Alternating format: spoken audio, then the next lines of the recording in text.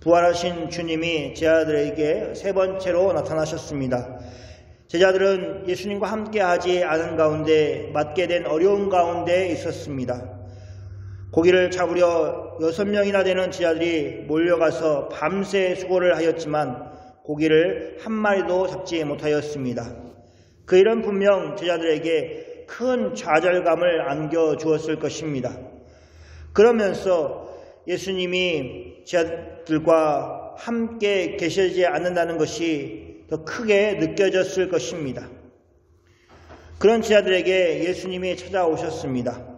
예수님이 그들과 함께 있다는 것은 그들의 염려와 그들의 부족함을 메워주시기에 충분하였습니다.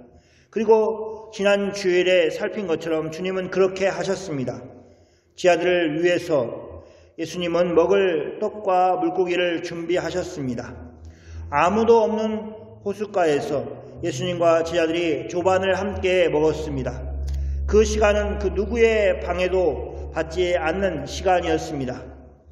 주님은 어쩌면 이런 조건을 만들기 위해서 날이 새어가는 그 시간에 제자들을 찾아오셨을 것입니다.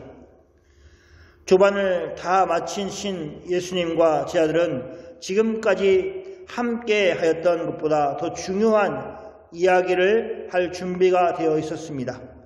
예수님이 제자들을 찾아와 주셨고 제자들은 예수님의 말씀에 순종하여서 물고기를 많이 잡았고 베드로는 예수님이 호숫가에 서 계신다는 것을 알고 물로 뛰어들어 서둘러 예수님께 간 그 모든 이야기보다 오늘 우리가 함께 살필 하나님의 말씀의 비함이 훨씬 더 무게감이 있는 말씀일 것입니다. 15절 말씀입니다. 그들이 조반 먹은 후에 예수께서 시몬 베드로에게 이르시되 요한의 아들 시몬아 내가 이 사람들보다 나를 더 사랑하느냐 하시니 이르되 주님 그러하나이다. 내가 주님을 사랑하는 줄 주님께서 아시나이다. 이르시되 내 어린 양을 먹이라 하시고 조반을 함께 먹었던 사람들은 예수님을 포함해서 7명이었습니다. 그러니 제자들만 본다면 6명이었습니다. 지난주일에 살핀 것처럼 6이라는 숫자는 불완전한 숫자입니다. 그런데 이제 예수님이 제자들과 함께 있으니 7이 된 것입니다. 그래서 완전함을 의미하고 있습니다. 다시 말하면 제자들은 예수님과 함께 있을 때 비로소 온전해진다는 것입니다. 예수님과 떨어져 있을 때 그들은 어떤 시련과 아픔을 겪었는지 하는 것을 알고 있습니다. 그리고 예수님이 그들을 다시 찾아오셨을 때 그들이 어떻게 회복되고 변화되었는가 하는 것을 성경은 우리에게 잘 보여주고 있습니다. 그러면서 자연스럽게 성도들에게 영적인 교훈을 주고 있습니다. 우리는 주님과 함께 할 때 비로소 우리가 온전해진다는 것을 늘 기억해야 합니다. 사람들이 잘 나갈 때가 있습니다. 그래서 의시되고 또 교만해져 돌아다닙니다. 그러나 그것은 참으로 어리석고 또 위험천만한 일인 것입니다. 예수님과 함께하지 않는 사람은 결코 온전해질 수 없습니다. 그러므로 성도는 그리스도의 영이신 성령 하나님과 늘 함께하기를 위해서 힘써야 합니다. 그리고 그 말씀에 순종하는 것이 성도의 힘이라는 사실을 늘 명심하기를 바랍니다. 조반을 먹으신 후에 예수님은 시몬 베드로에게 말씀하셨습니다. 오늘 본문뿐만 아니라 21장에서 베드로가 제자들 중에서 주도적인 역할을 하고 있다는 것을 알 수 있습니다. 예수님이 베드로를 부르셨습니다. 요한의 아들 시몬아, 내가 이 사람들보다 나를 더 사랑하느냐? 예수님은 베드로라는 이름 대신에 원래 그의 이름 시몬이라고 부르셨습니다. 누구누구의 아들, 그리고 이름을 부르는 식으로 요한의 아들 시몬이라고 그렇게 호칭을 하였습니다. 예수님은 전에 이런 시몬에게 베드로라는 이름을 예수님 자신이 주셨습니다. 요한복음 1장 40절부터의 말씀입니다.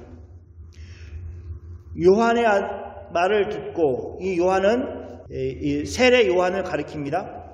예수님을 따르는 두 사람 중에 하나는 시몬 베드로의 형제 안드레라, 그가 먼저 자기의 형제 시몬을 찾아 말하되 우리가 메시아를 만났다 하고, 메시아는 번역하면 그리스도라, 데리고 예수께로 오니 예수께서 보시고 이르시되 내가 요한의 아들 시몬이니 장차 게바라 하리라 하시니라. 게바는 번역하면 베드로라. 안드레가 세례 요한의 말을 듣고 예수님을 따랐습니다. 세례 요한은 예수님을 하나님의 어린 양이라고 하고 또 예수님이 메시아라는 것을 제자들에게 가르치셨습니다. 그리고는 자기의 형제 시몬을 찾아가서 자신이 메시아를 만났다고 그렇게 얘기를 하고 시몬을 데리고 예수님께 갔습니다. 예수님이 시몬을 보고 내가 요한의 아들 시몬이니 장차 게바라 하리라, 즉 베드로라 하겠다고 예수님이 말씀하셨습니다. 베드로는 반세라는 의미를 가지고 있습니다. 이렇게 예수님이 직접 지어주신 이름 베드로라는 이름 대신에 예수님은 원래 이름 요한의 아들 시몬을 사용하셔서 베드로에게 질문을 하고 있습니다. 그럼 어떤 느낌이 있겠습니까? 베드로야 라고 불렀을 때는 훨씬 더 친숙한, 또 친밀한 의미가 있고 가까이 있는 그 친구와 같은 그런 느낌이 있을 것입니다. 그런데 공식적이고 또 포멀한 이름으로 요한의 아들 시몬이라고 불렀을 때 베드로는 훨씬 더 긴장을 하면서 예수님이 지금 중요한 말씀을 하기 위해 자신을 부른 것으로 생각을 하였을 것입니다. 그렇게 요한의 아들 시몬아, 내가 이 사람들보다 나를 더 사랑하느냐라고 예수님이 시몬에게 물으셨습니다. 예수님의 질문과 또 베드로의 대답, 또 그리고 베드로의 대답을 들으신 예수님의 말씀, 이렇게 세 가지가 계속 이어지고 있습니다. 이런 일들이 3번 계속되었습니다. 물론 각각의 조금씩 다른 점이 있지만 오늘은 그 공통점을 가지고 그 의미를 살펴보겠습니다. 첫 번째는 예수님이 베드로에게 자신을 사랑하느냐고 물으신 것입니다. 이것은 예수님이 베드로와의 관계를 다시 회복하시기 위한 것이었습니다. 그것은 전에 사람을 취하는 어부가 되게 하겠다고 하시기 전에 베드로가 예수님께 자신은 죄인이므로 자신을 떠나소서라고 했던 그런 관계보다도 더 나은 관계를 가지시기를 원하신 것입니다. 그때는 죄인과 하나님의 아들의 관계였다면 이제는 예수님이 여전히 베드로를 사랑하고 계시면서 베드로에게 너가 나를 사랑하느냐고 묻는 관계, 즉 사랑의 관계 속에서 베드로를 두시기를 원하셨기 때문에 먼저 그렇게 예수님이 물으신 것입니다. 베드로에게 내가 나를 사랑하느냐라고 물으셨지만 물론 예수님이 그 일에서도 먼저 일을 하셨습니다. 예수님은 자기 백성을 사랑하시는 하나님 아버지의 사랑을 세상 가운데 드러내시기 위해서 십자가에 죽으셨습니다. 그러므로 그 십자가의 죽으심은 자기 백성을 위한 희생이면서 동시에 사랑의 행위였습니다. 하나님 아버지께서 얼마나 사람들을 사랑하시는가 하는 것을 보여주는 일을 예수님이 직접 십자가에서 이루신 것입니다. 그러므로 예수님이 자들을 사랑하는 것은 너무도 당연한 것입니다. 아버지께서 사랑하시는 것처럼 아들이신 예수님도 사랑을 하고 있는 것입니다. 그래서 예수님이 내가 너를 사랑한다 라는 식으로 말씀을 하고 있지 않지만 이 예수님의 말씀 가운데 그런 전제가 되어 있는 것입니다. 이미 예수님이 제자들을 사랑하는 것은 너무도 분명하였습니다. 그렇지 않다면 자신을 배반하고 또 부인하고 다 도망갔던 제자들을 찾아와서 만나주시고 너에게 평강이 있을지어다 라고 말씀하시면서 평강을 주시는 일을 예수님이 왜 하시겠습니까? 그래서 예수님이 마치 내가 너를 사랑하는 것처럼 너도 나를 사랑하느냐라고 물으시는 것처럼 베드로에게 물으시는 것입니다. 그리고 예수님의 질문에서 다른 제자들보다 더 예수님을 사랑하는지를 묻는 것은 제자들 중에서 누가 가장 예수님을 사랑하는가 하는 그런 순위를 정하기 위해서 묻는 것이라기보다는 베드로에게 그런 사랑하는 마음이 얼마나 큰가 하는 것을, 베드로가 가지고 있는 그 마음이 어떤 것인가 하는 것을 특별히 물어보시는 것이라고 우리는 볼 수 있습니다. 두 번째, 예수님은 사랑한다는 고백을 듣기를 기뻐하십니다. 베드로가 얘기한 것처럼 주님께서 아십니다. 사실 예수님이 모르실 일이 없습니다. 그러나 예수님은 베드로가 예수님을 사랑한다고 고백하도록 유도하고 계십니다. 베드로의 입장에서는 이 말이 쉽게 나오는 말이 아니었습니다. 그가 나이가 있는 성인 남자이기 때문만은 아니었습니다. 그런 예수님을 모른다고 3번이나 부인하였던 사람이었습니다. 그런 그가 어떻게 예수님을 쉽게 사랑한다고 이야기를 하겠습니까?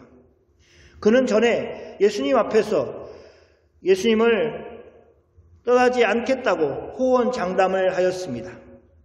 또 예수님이 베드로가 장차 어떻게 예수님 자신을 부인할 것인가 하는 것을 말씀하셨음에도 불구하고 그 경고를 다 듣고도 다 알고도 예수님을 모른다고 부인하는 일을 하였던 사람이 베드로입니다.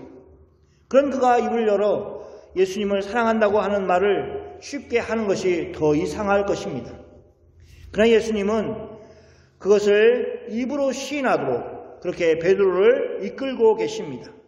그것도 은밀한 곳에서 베드로와 단둘이 계신 가운데 그것을 확인한 것이 아니라 다른 제자들의 곁에 있는 가운데 베드로가 예수님께 고백하도록 하고 있습니다.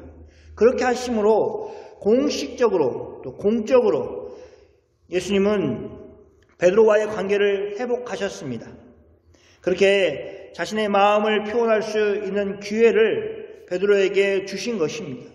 그래서 예수님 앞에서 얻게 된 이 베드로는 분명 귀한 기회를 얻은 것이고 또 그 기회를 놓치지 않고 사용하였습니다. 세 번째, 예수님은 베드로에게 내 어린 양을 먹이라고 하셨습니다. 그것은 목양과 관련이 있습니다. 베드로는 물고기를 잡는 어부였습니다. 더군다나 방금 전에도 잡은 물고기를 세는 그런 어부였습니다.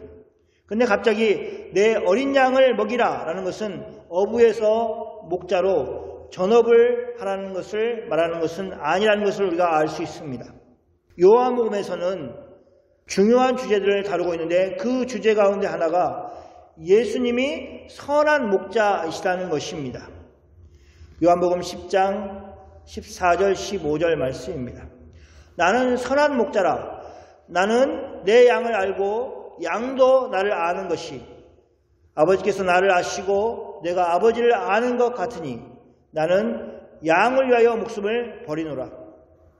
예수님은 자신을 선한 목자라고 사람들에게 소개하셨습니다. 그리고 15절에 보면 예수님이 양을 위해서 목숨을 버리는 선한 목자로 자신을 밝히고 계십니다. 구약에서 선한 목자에 대한 말씀을 가지고 오셔서 예수님은 자신이 누구신가 하는 것을 제자들에게 보여주셨습니다. 구약 성경에는 하나님과 이스라엘의 관계를 설명할 때 목자와 양을 가지고 설명을 하였습니다. 또 선지서에서는 지도자들을 목자로 세워서 이스라엘을 다스리도록 하였음에도 불구하고 그들이 악을 행하였다고 그렇게 비판하였습니다. 하나님은 이스라엘의 악한 목자들을 심판하시고 다윗과 같은 선한 목자를 이스라엘에게 보내실 것이라고 약속하셨습니다. 그 약속의 성취가 바로 예수 그리스도이십니다. 선하신 목자 예수 그리스도는 베드로에게 내 어린 양을 먹이라 라고 말씀하셨습니다.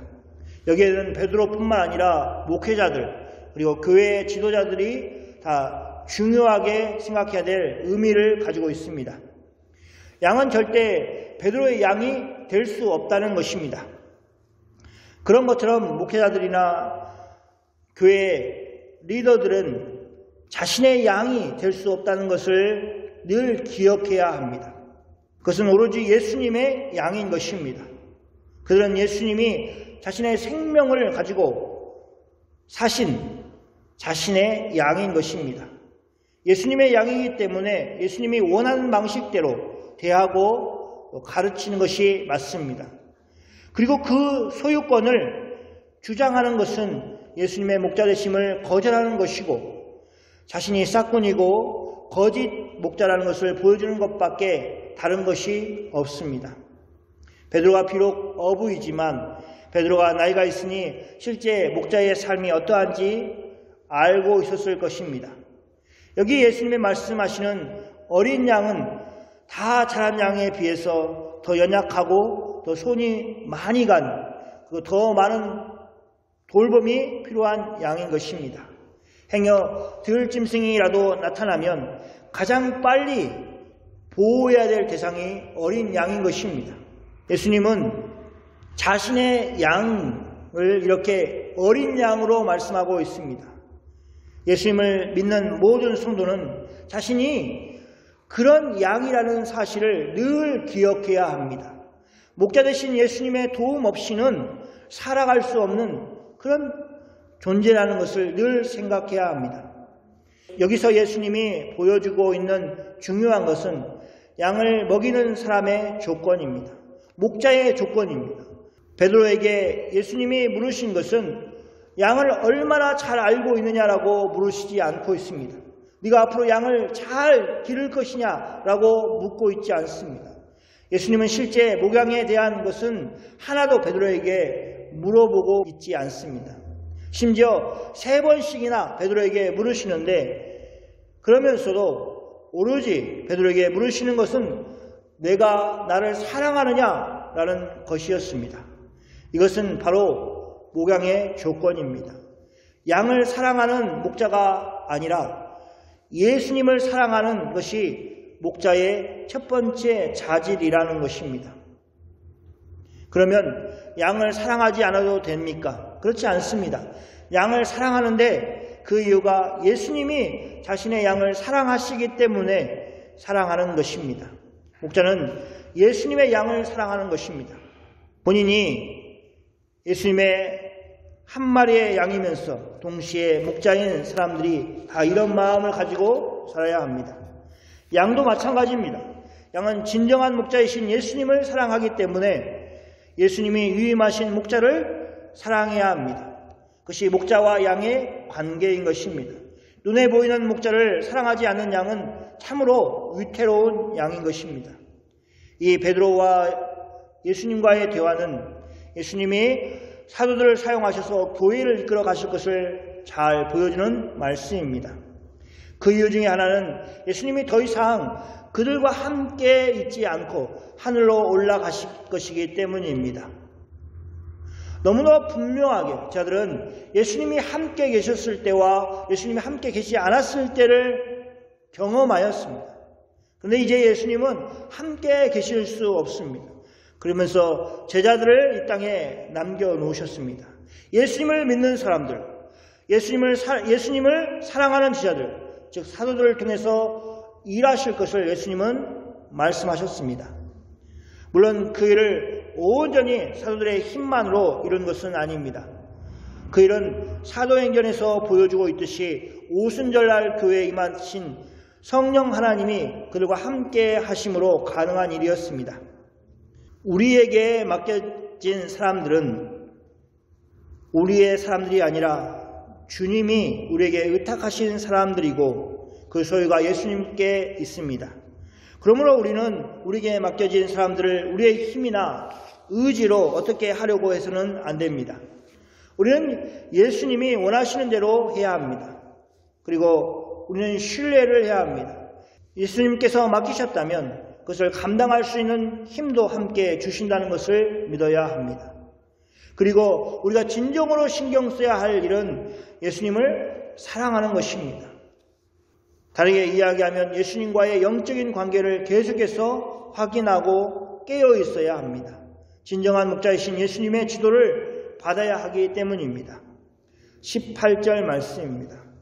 내가 진실로 진실로 내게 이르노니 내가 젊어서는 스스로 띠뛰고 원하는 곳으로 다녔거니와 늙어서는 내 팔을 벌리리니 남이 내게 띠띠우고 원하지 아니하는 곳으로 데려가리라. 예수님은 베드로가 젊었을 때 살았던 삶에 대해서 한마디로 스스로 띠뛰고 원하는 곳에 다녔다고 말씀하셨습니다. 말 그대로 베드로는 스스로 원하는 삶을 살았던 것입니다.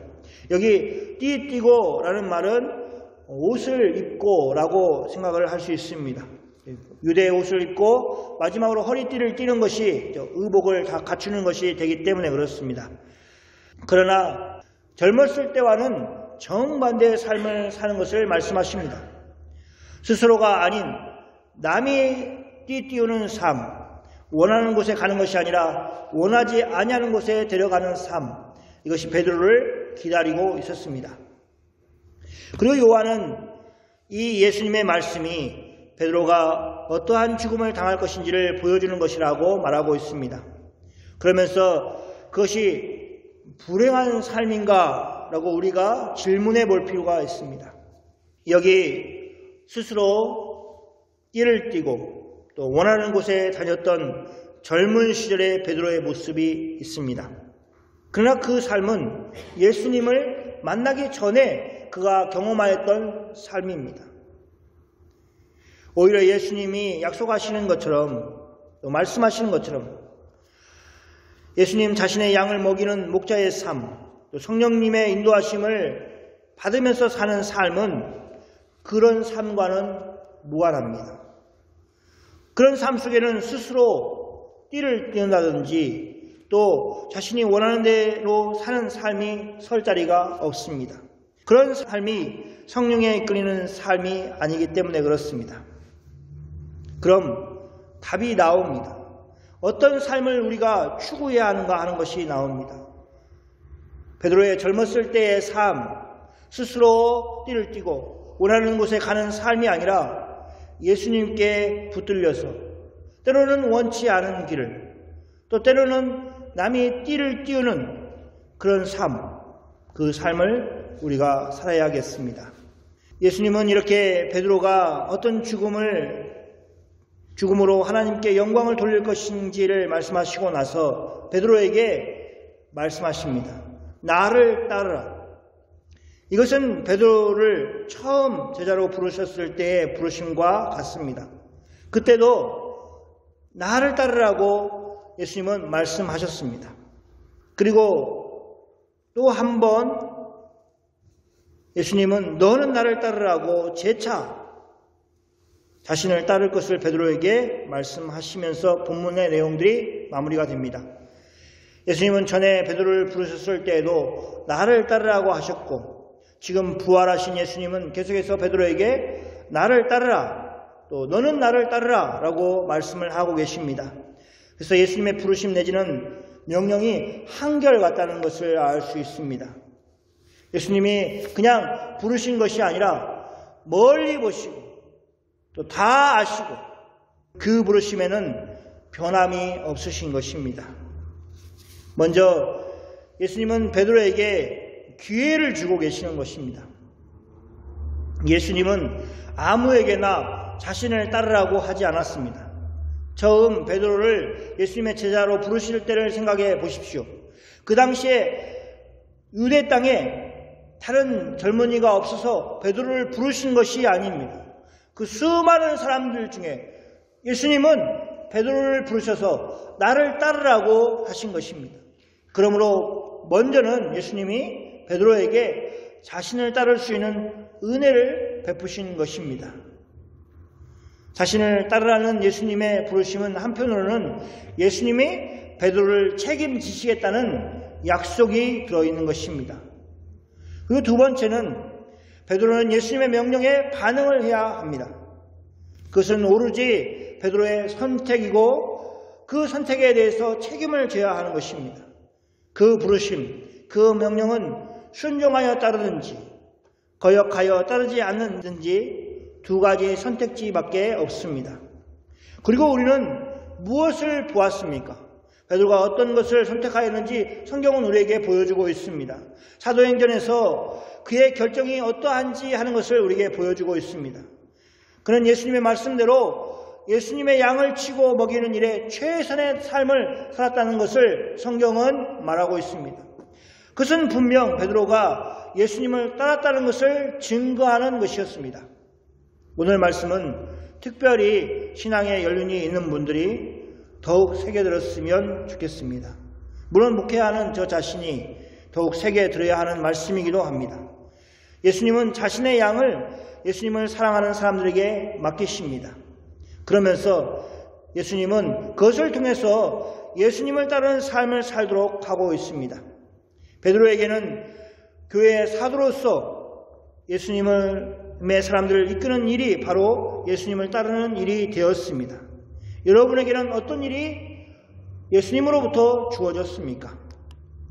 사랑하는 성도 여러분, 지금 우리에게 주어진 일들은 예수님의 명령에 순종하여 예수님을 따르도록 우리의 삶에 펼쳐져 있는 것들입니다. 너는 나를 따르라는 주님의 부르심을 여러분이 삶 속에서 아주 잘 해내시기를 주님의 이름으로 축원합니다. 아멘. 기도하겠습니다.